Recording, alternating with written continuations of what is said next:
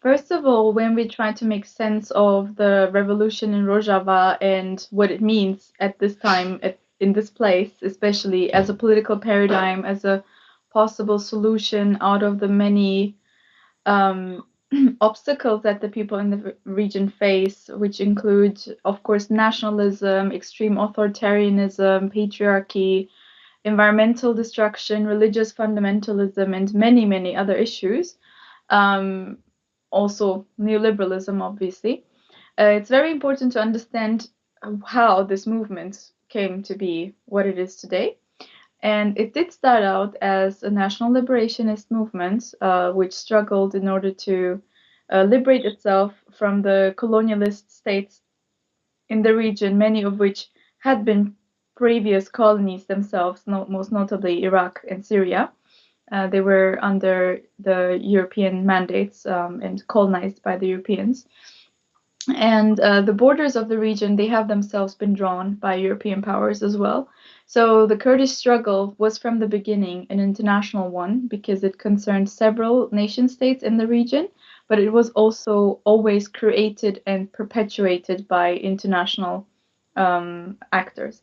So in that sense, it was very natural for the Kurdish movement at the time to be influenced by the many Marxist-Leninist movements which were engaged in national liberation, inspired by examples from around the world, actually, to see their freedom in the form of a self-determined state against colonialism, a socialist state. However, of course, in the meantime, so this we're talking about the 1970s. This is when the Kurdistan Workers' Party was formed by Abdullah Öcalan and his friends. So at that time, the entire world was living in a different paradigm, we can say. But so it's very natural for many actors on the local level to follow the given paradigms or the given steps. And however, since the 90s, many things have happened which also influenced the Kurdish movement. For example, the war escalated very much inside Turkey, in the Kurdish regions of Turkey. But within the PKK, this paradigm shift took place after the movement itself shifted from being, let's say, a socialist cadre university circle to becoming a massive popular movement, which had its base mostly in the rural regions, among the peasantry and the working class, where a lot of women joined, where a lot of people from the villages joined after their villages were destroyed by the Turkish army. So this required very new methods at the same time. And also, since the 90s, and especially after 2003, the Kurds have, in the system of the Iraqi Kurdish federal autonomous government that exists today, have in a way made the experience with something like a de facto Kurdish state. So they have also seen what it would be like if the Kurds would have a state. And very obviously, they have seen that just having a state does not bring a freedom necessarily if we define freedom as something more than just mere physical existence, about all the issues of social justice, of inequalities, about all the contradictions that exist in society. They will not be solved just by announcing a state. So the PKK's leader, Abdullah Öcalan, especially after his kidnapping and arrest in 1999, which was the result of the collaboration of several different governments back then, he came up with a paradigm shift inside prison, but this also had its roots in previous times. So it's not that he went to prison and then he changed his mind. He had already been in the 90s thinking about the idea whether a state can actually bring solutions to the freedom issues that people have. And especially since the early 90s, a very strong autonomous women's movement with an autonomous women's army had already been formed. So a decade and a half before this paradigm shift took place. So it's not that with the paradigm shift, the entire perspective of the PKK changed. No, there were a lot of the seeds were already existent in the early times. And so what was then announced in 2005 as Democratic Confederalism is something like an alternative economic, political, social, cultural system which opposes the state as a viable political model for the people in the region. On the idea that if it's the same state which has perpetuated all these problems, which has resulted in an immense system of hierarchy, domination, which has drawn these borders, which has perpetuated social injustices, then maybe creating a state will not be the path to freedom. Maybe we need to do something more radical than that. Maybe we should radicalize our democracies, make it as participatory as possible, make it as open to different identities and especially to the women's struggles as possible in order to genuinely claim ourselves to be freedom fighters.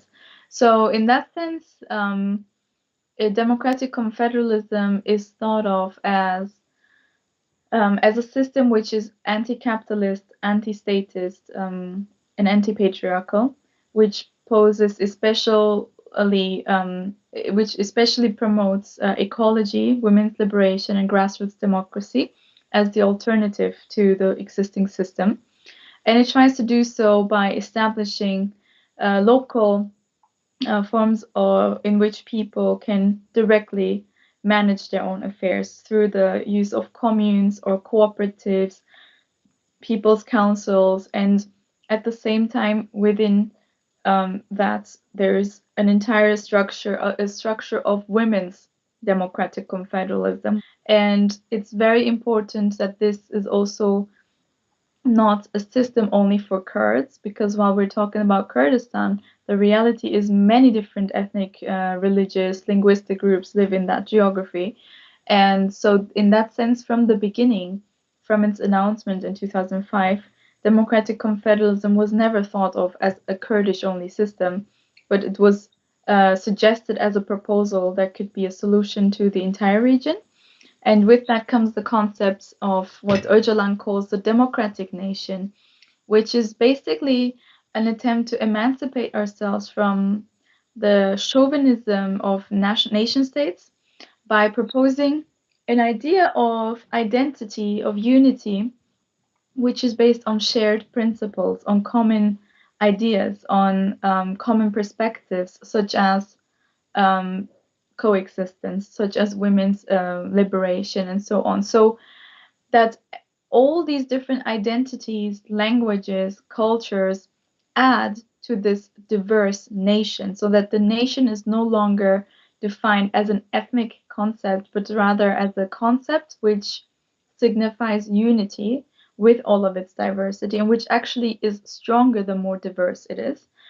And lastly, also, this kind of system, if it is supposed to last, it needs its form of self-defense, which must be anti-militaristic, but it must be realistic at the same time, that it cannot expect the state, which is so authoritarian, especially in that region, to just give you your rights and then expect the state to leave you alone with that. Because if these states were democratic, then they wouldn't be the need to struggle for democracy and freedom there.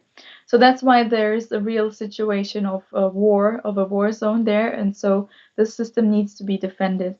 And this is how the idea of self-defense is not only defined as a mere physical phenomenon, but at the same time caring for the lands, caring for ecology, caring for our culture, cultural heritage, looking after the ancient historic sites that we have. All of this is connected, and it is a form of self-defense. Women's liberation is a form of self-defense. So understanding that this struggle cannot be based on expecting something from the state, that it's not a confederalism in relation to the existing states, but it's a system in itself. It's a system which relates to its respective parts. So the revolution in Rojava has been based on this project, basically. In Rojava, there has been a long tradition of the PKK having its influence there. Abdullah Öcalan himself spent 2 decades in Syria, spent a long time with the people in Rojava, giving them educations, living with them, sharing their life with them, really.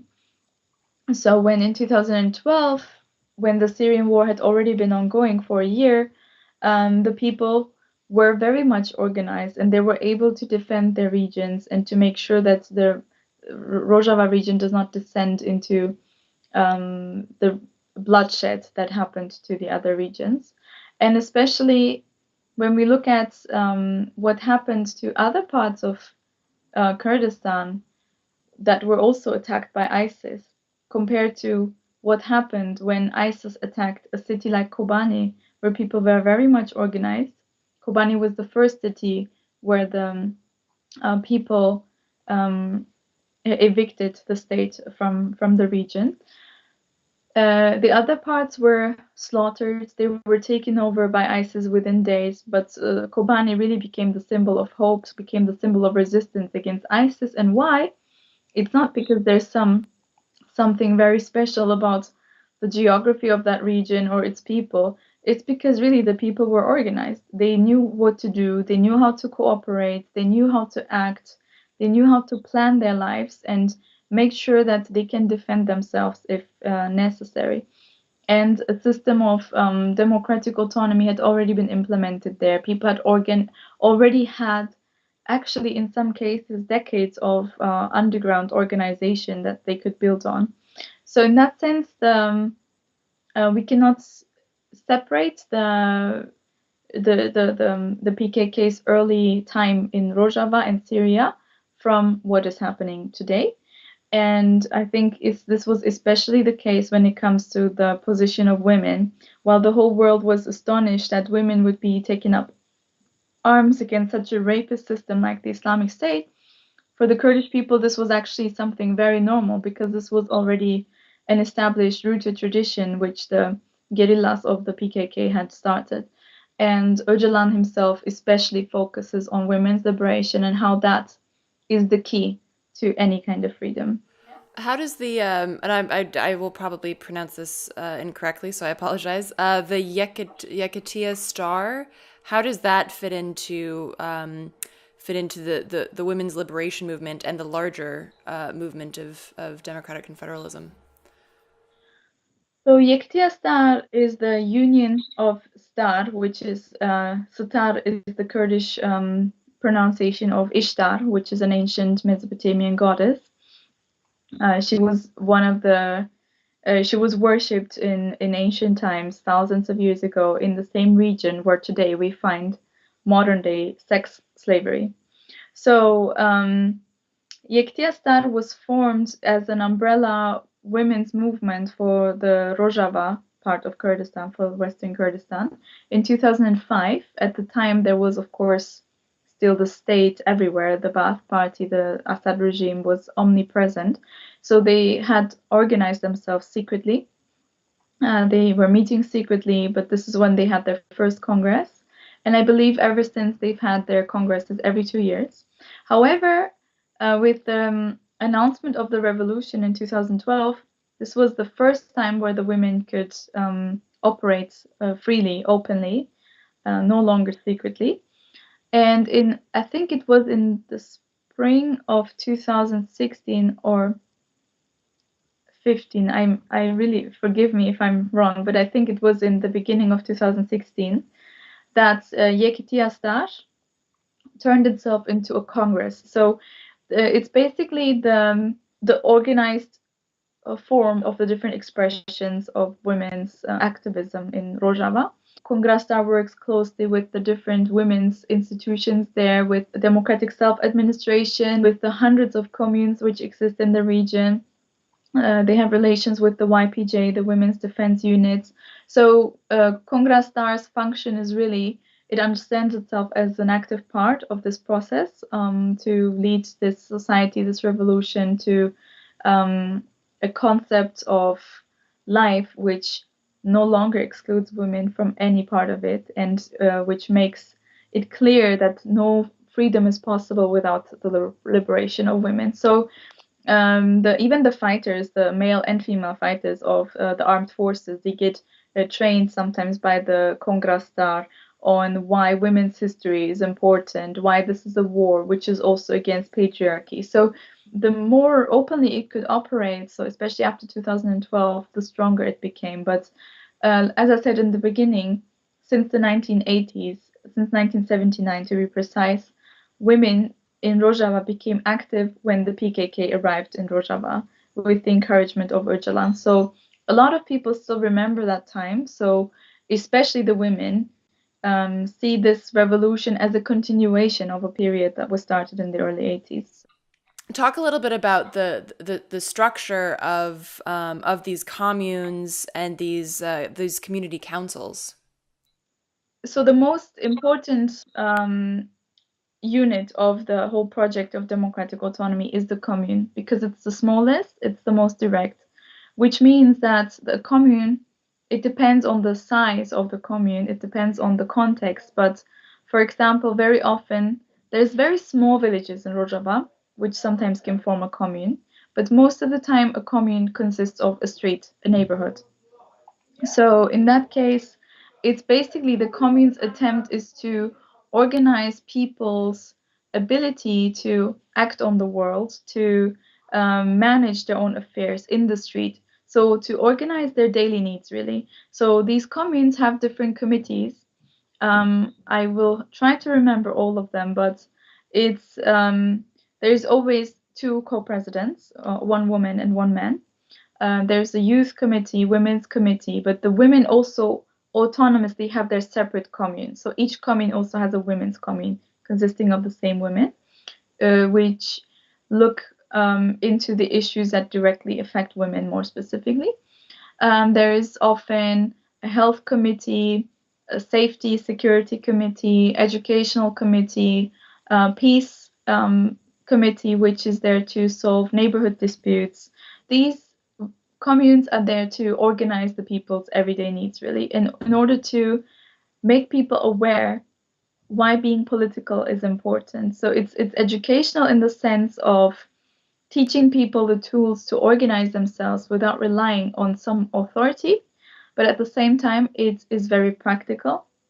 But it's also an attempt to de to get power away from higher instances and bring it to the local level, especially on issues that directly concern the people. But however, there's also councils which have a slightly different function than the communes, which are not there to solve the everyday issues and needs of the people, but they're broader. They consist of several communes, they consist of more people, they consist of delegates which are sent there, and they look into issues that require more coordination. For example, issues regarding the economy.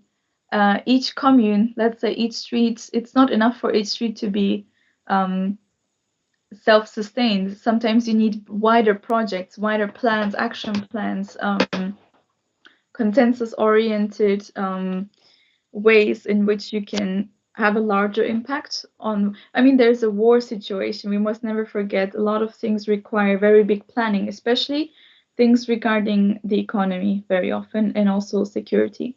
So the councils are there to it's already a slightly more abstract level. It's not as direct as the communes, obviously. That's why the commune is more radical than the council. But the councils are there to organize the needs of the people, to bring different issues into one space where these things can be discussed. And these are usually on the town level, city level, and also district level. And then there's also a general people's council for the whole. So, and as I said, for each unit, there's also an autonomous women's unit. So if a women's council is against the decision that the same town's city people's council has taken because it's too patriarchal, the women's council has the right to veto, and that veto needs to be accepted and reconsidered. Then one of the things that you wrote that Rojava is not an aim to build a new state, but to create an alternative system to the global capitalist male-dominated nation-state paradigm by advocating regional autonomy through women's liberation and in cooperation with all peoples of the region. And I'm interested particularly with the issue of cooperation because in the situation that Rojava's in because of the wars and embargoes, it's impossible to not have dealings with capitalist and patriarchal states. How is this? How do you work with this duality? Yes, you're absolutely right. And this is, I think, where some questions like solidarity come in as well, because it cannot be expected that such a system can exist in a vacuum. It is not in a vacuum. It's in an absolute war zone. It's surrounded by enemies. To the north, there's the authoritarian Turkish state, which is waging an immense war on the civilian Kurdish population. There's the authoritarian fascist Assad system, which has so much blood on its hand. There's, of course, ISIS, which we do not even need to mention. So, and there's also a lot of internalized um,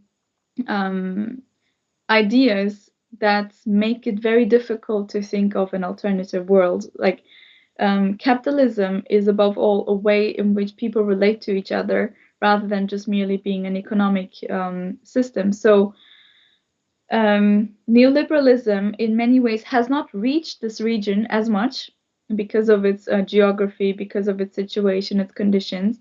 But at the same time, it has reached the minds of the people to some degree. So, in that sense, um, when being forced between a rock and a hard place, like the people are in Rojava, where they need to first of all secure basic survival in order to even have a project, many times people have to compromise or come to a consensus with larger powers which have the means to completely destroy you. So, what we're seeing right now is, of course, the United States and Russia competing for exploiting the Kurds in order to probably later on abandon them.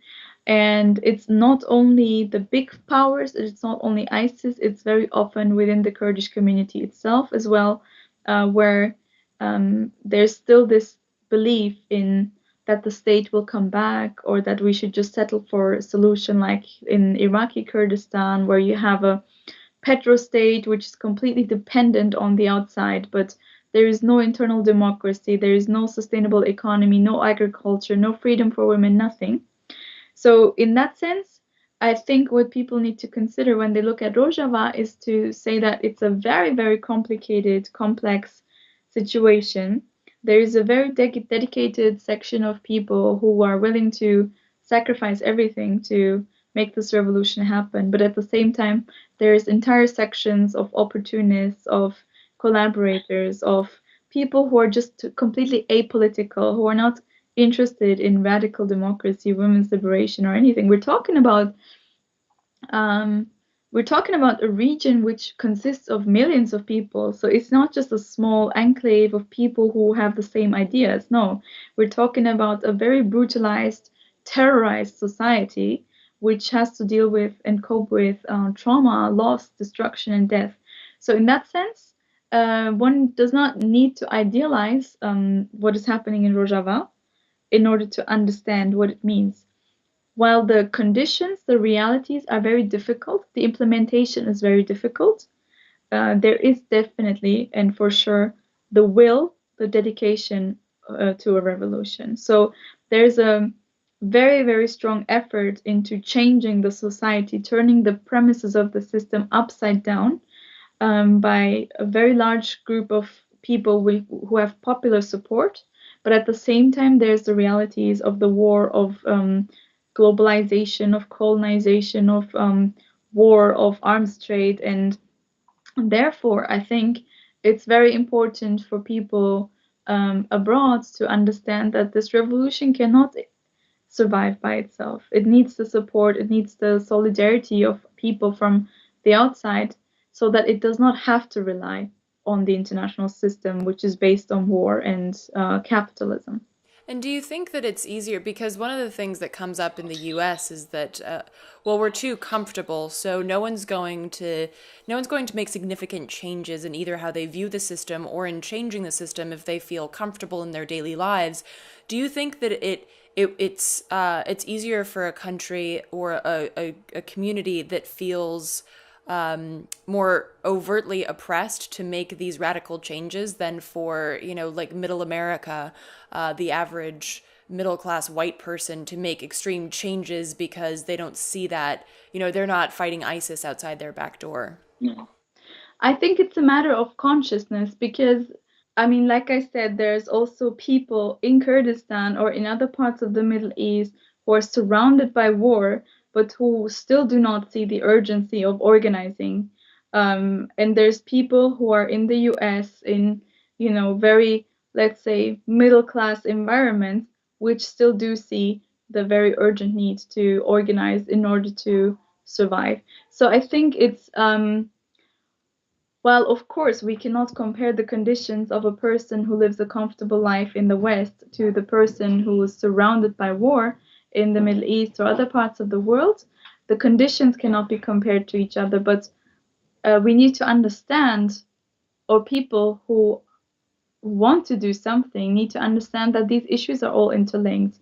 Without the arms industry, which is often generated and perpetuated in the West, none of these wars could be led in the Middle East without the support of Western governments for countries like Saudi Arabia, Qatar, Turkey, and others. This war could not have been coming to the stage where it is today. Without the policies of Europe, hundreds of thousands or thousands of people would not have drowned in the Mediterranean on the way to a good life. So it's while technology enables us to see many more things than we used to, I think we often do not make good use of it because now we just see that the world is a horrible place and there's no way we can change it. But actually, people have always changed the society. I mean, in Kurdistan, we always think all of these empires, all of these dictators, they always wanted to perpetuate themselves and make it look like they will last forever. That is the main objective of empires, of oppressive systems, to make themselves look immortal and undefeatable. Saddam Hussein, until recently, was still oppressing the people in Iraq, and people thought he will be there forever, but he fell. Of course, the way in which it happened, it's I'm not saying that to justify the intervention in the US.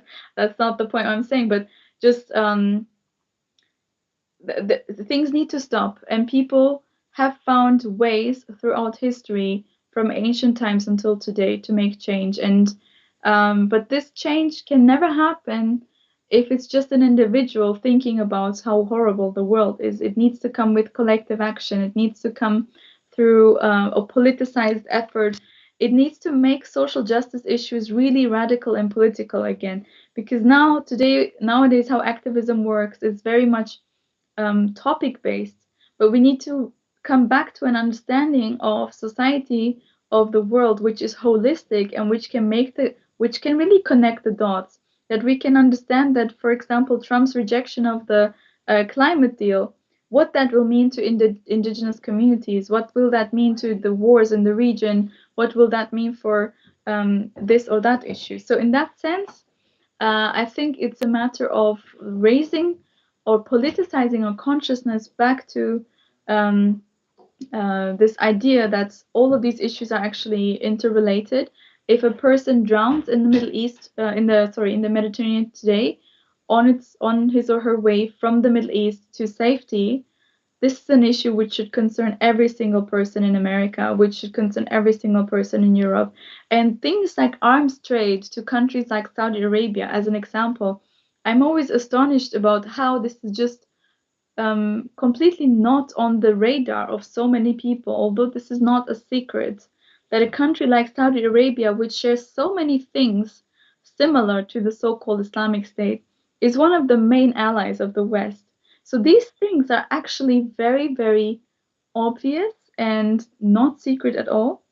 But because we're all focused on our own individual issues, on our own context, we do not see these dots. So in that sense, I think, yes, while horrible conditions make it seem more urgent for people to organize themselves in order to survive, I think people in places where there's relatively more comfort should not feel that this should give them in any way the luxury to not organize. They need to organize themselves as well. People in Rojava, whenever people from the West visit them, say, "How can we help you?" They often say, "You need to organize yourself in your country as well, because if you don't do it, this system will never break down.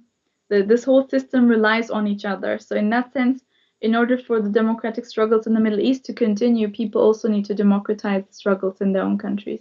Well, like you wrote, a genuine revolution must first challenge society's mentality, and with that, as part of that, it's also the idea that when the Western press did start talking about Rojava, it was to say like, oh, look at these amazing, badass, militant women who are upholding Western values and completely disregarding the fact that in the West, women do not enjoy equality.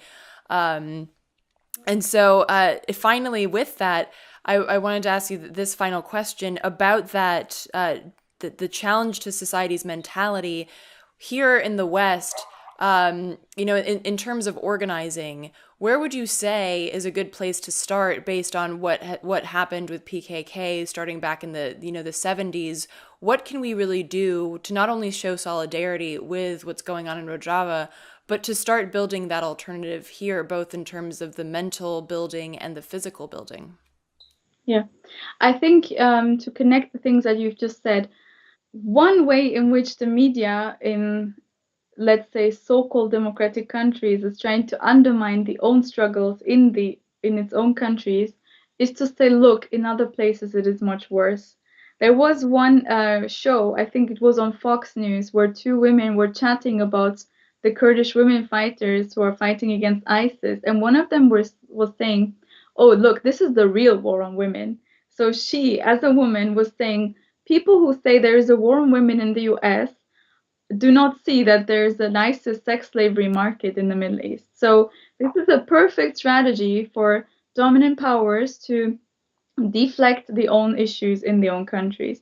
So in that sense, again, as you've said, it's really, really difficult to make people understand where the struggle needs to begin and why it needs to be holistic. So I think and I'm trying to follow the struggles in the US as well from afar. So what I can see is really that I think this Trump moment, shall we say, has really brought out this historic rage among the society in America, an accumulation of frustration which has existed before Trump, but Trump's emergence has really exposed many more ugly sides of the system of the United States.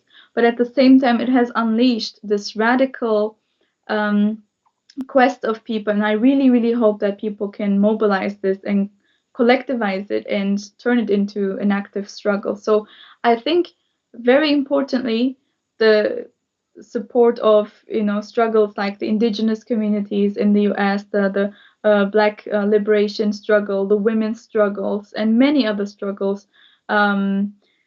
They need to find ways in which they can articulate universal sides of their struggle to connect with each other, but at the same time respect the specificities of each struggle to understand why the women's question needs to be dealt with, why the question of the unfreedom of so many communities in the US, they need to be dealt with specifically. Racism needs to be dealt with specifically, and all of these things. And I think from our perspective, this is what we're trying to do in Kurdistan by organizing autonomously, so that the different identities organize themselves autonomously, but we all have a shared common perspective. So while we have an autonomous women's movement, or the Alevi people are organizing autonomously, the Yazidis organizing autonomously, the youth organize autonomously. There's even a democratic Islam Congress in Kurdistan in order to democratize and take from the moralistic, from the values of Islam, which are democratic, against the line of ISIS, which is being promoted, and the AKP government in Turkey. So we encourage all of these groups and identities to organize themselves autonomously, but we are linked to each other through common principles and through a confederal structure. That's what we try to do in the women's movement. We do not look at the women's question, the women's unfreedom, only through the perspective of gender or women's rights. We connected very deeply with questions of ecology, of questions of culture, of language, of of self-defense. Like in a system where today we're confronted with a system like ISIS, which is rapist, which takes all the expressions of capitalist modernity, of authoritarianism, of statism, and combines it in this very fascist manner.